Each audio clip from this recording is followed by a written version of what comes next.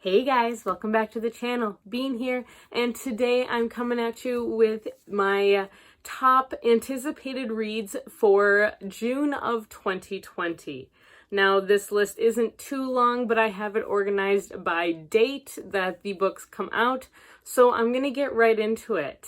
All right, the first date that we're going to cover is June 2nd, and the first book I want to touch on is A Song of Wraiths and Ruin. This is the first book in a new duology by Roseanne A. Brown. Now, this is based off of West African folklore, which I think is really cool.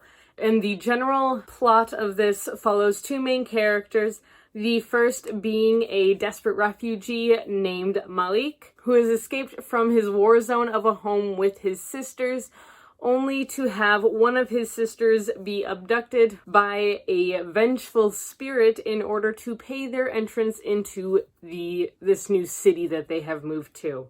Naturally, Malik strikes up a deal with this demon in order to barter for his sister's release, and in order to do that, he must kill the princess of the land.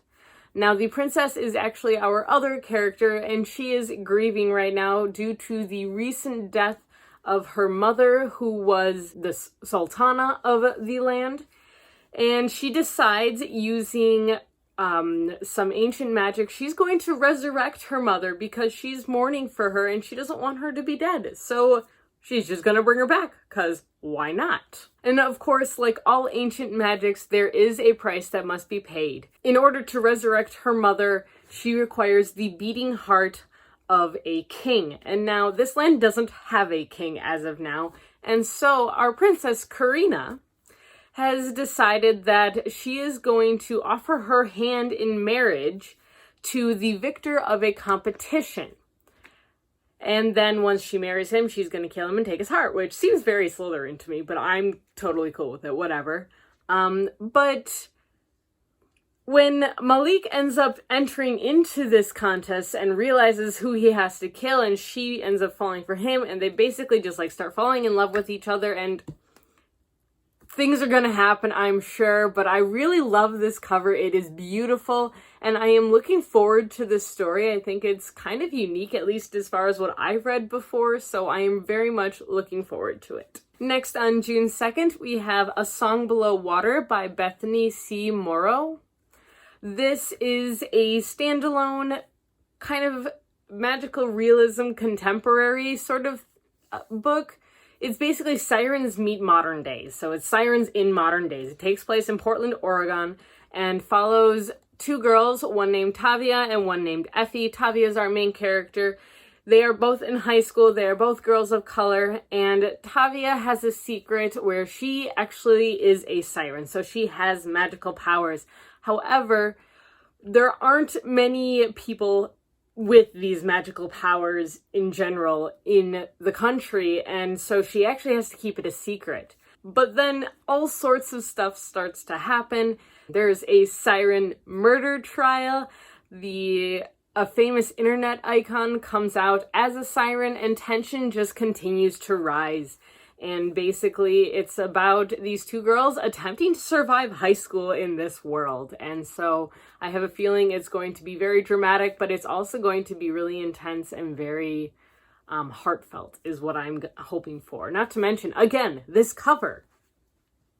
It's so pretty. It's so pretty, guys. Moving on, the next book that I have for June 2nd is My Calamity Jane, which is the third book in the Lady Janies series. The first one being My Lady Jane, and the second one is My Plain Jane. So this third one is a humorous retelling of the life of Calamity Jane, who was a star of the Wild West. And this series is by Cynthia, Brodi, Ashton, and Jodi Meadows. Moving on, I'm going to talk about June 9th, when a highly anticipated sequel, at least for me, is coming out, and that is Rage and Ruin, which is the second book of 3 in the Harbinger series by Jennifer L. Armentrout. Now, this is actually one of the only series by Jennifer L. Armentrout I have read, and even though I've been told that I should read her other ones if I like this one, I might. We'll see. I don't know yet. But the first book is Storm and Fury, and this book follows Trinity, who may be going blind, but she can see and communicate with ghosts and spirits, so that's pretty dope. But this is a rare gift that has basically led to her living a life of isolation, where she is guarded by beings known as wardens. Now, wardens are gargoyle shapeshifters, and they are extremely powerful, extremely strong, and very protective of her. So basically what the warden's job is that they protect human beings from demons. Demons come up from the depths of hell, and they actually will feast on human flesh. And so the gargoyles, the wardens, are the ones that protect human beings from these creatures. So when word gets out that Trinity is at a warden compound, the demons basically break into the compound, and she has to go on the run with a warden that she doesn't really know so well named Zane. And of course he has to be this super hot and super like stuck up arrogant guy, but he's got his own secrets. And basically they end up having to get together and try and save the world. The series, I loved the first book. I actually read it in one sitting in a readathon that I did last year. It is YA, and there are tropes galore in here, but I'm here for it for some reason, which is not something you hear me say very often. So I'm not sure what's happening to me, but I am here for the tropes that are found in this book. All right, the next book that I'm gonna bring up comes out on June 11th, and that is The Empire of Gold. Now, this is the third book in a series, the Daecabad Trilogy by S.A. Chakraborty. Now, this entire series is just gorgeous. Like, these are just beautiful covers and beautiful stories, and I'm just gonna read you what it says, because this series, so I'm not going to talk about the third one because you got to read the first two. This series follows a con woman and a Jin prince who join forces to save a magical kingdom from a devastating civil war. That's all I need to know. I'm down for it. I'm here for this book. That's all. That's it. I'm good. But in all honesty, I have heard amazing things about this series. It has been all over BookTube, and it's actually an adult fantasy as well, so it's a little bit out of what most people are looking at as far as fantasy goes, but I am here for it. I am excited. I plan on binging this trilogy, so I have a feeling that's not going to be a problem at all. Next, I'm going to move on to June 16th, where a book called The Kinder Poison by Natalie May comes out. This is the first book in a series called The Kinder Poison. I believe there's 3 books in it. Correct me if I'm wrong, I'm not exactly sure. But this follows a girl named Zaru. I think that's how you say it. Z-A-H-R-U.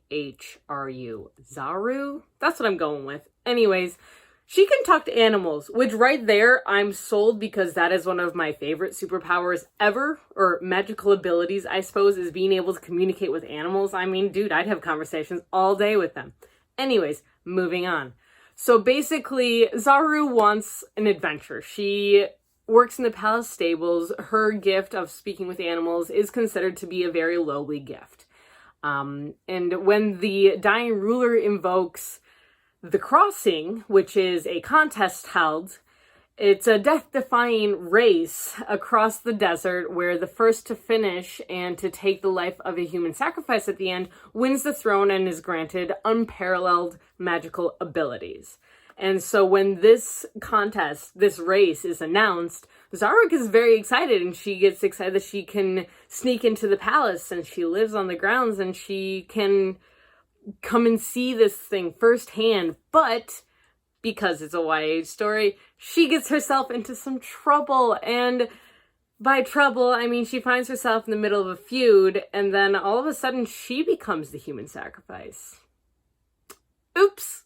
So yeah, I'm excited for this. I think it sounds intriguing. I think it's got some vibes on, I don't even know what. It's a unique idea in my opinion. Let me know if you've heard something similar to it, but I keep racing back to Hidalgo for races across the desert. I am very excited to read this one again. This is the start of a new series, so we'll see how it goes. All right, moving on to the next date is June 23rd, where the start of another new series comes out, and that book is Forest of Souls, which is the first book in the Shamanborn series.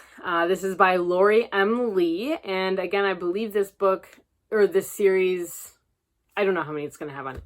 This is the start of a new fantasy series, and it follows a girl named Saoirse, who has been training for years in order to become the queen's next royal spy, but then her kingdom or her village or town, wherever she is, it gets attacked. And in this attack, her best friend is killed. And her best friend's name is Cyango. And all of a sudden, Saoirse brings Cyango back from the dead. And she's not exactly sure how she manages to do this. Well, this is interesting. It has my attention. I'm interested now. Turns out that Saoirse is the first soul guide in living memory, and she has to master her art, her magic very quickly in order to help when she's called upon to try and prevent a war in the kingdom's surrounding. So I'm very intrigued by this. I'm getting hints at the idea of a female-female romance, which I'm all here for. And so we'll see. I don't know if that's the thing. Don't quote me on that. But I think that's what the description kind of had me leaning towards. But I'm excited for this one. Again, this should be a very interesting one. Accidentally bringing your best friend back to life. I'm intrigued. And the last book that I'm going to talk about here today comes out on June 30th, and that is I Killed Zoe Spanos by Kit Frick. This is a YA thriller. I haven't read a lot of YA thrillers lately, but I am getting more and more intrigued by them as the days go on. This follows two teens in a small town where a girl named Zoe has been missing for several months and then is pulled up out of a lake dead. There are two main characters in this story. One is a girl who admits to being her killer, and the other is the host of a podcast that has been talking about this missing girl who is willing to do anything in order to uncover the truth. And even if that means that the girl who has confessed isn't actually the murderer. So I'm intrigued. This sounds like it's going to be reminiscent of Sadie, which I did start listening to that audiobook and I am enjoying that one. So we'll see how this one goes. I am intrigued by it, so I will let you guys know what I think. Alright, that's all I got for you guys here today. Now, if you enjoyed this video, make sure to give it a thumbs up and hit that subscribe button. If you enjoy these videos that we post every Tuesday, Thursday, and Sunday. And if you want to be notified when we post, hit the little bell icon down below. If you go down to the description, you'll find all of our links that include our blogs, our Goodreads, along with our Instagram channels as well. So until next time, guys, I'll see you later. Stay safe. Bye!